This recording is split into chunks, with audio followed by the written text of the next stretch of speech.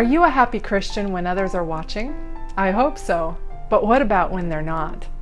You know, a couple days ago I found myself grumbling and complaining and kind of having a little pity party in my mind about a situation that hadn't worked out exactly as I hoped. And then God brought the promise to me of Philippians 4:11 that says, I've learned in whatsoever state I am, therewith to be content.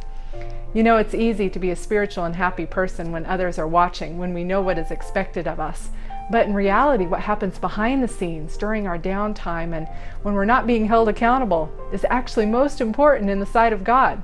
You know, we're told in 1 Samuel 16:7, For the Lord seeth not as man seeth, for man looketh on the outward appearance, but the Lord, He looks on the heart.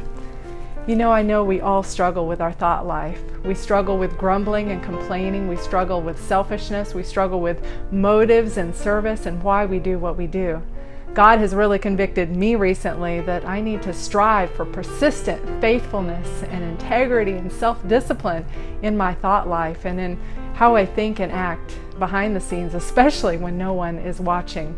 You know, we're told in Gospel Workers, page 275, that many receive applause for virtues which they do not possess. However, every act of our lives, whether excellent and praiseworthy or deserving of censure, is actually judged by the searcher of hearts according to the motives that prompted it.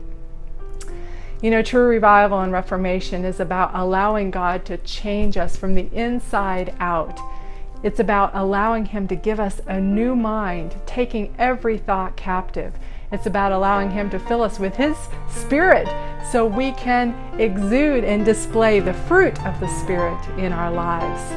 I invite you to join me today in asking God to change our hearts and to fill us with His Spirit, to ask Him today to help us to be faithful in the little details, even behind the scenes when no one is watching, for His honor and glory.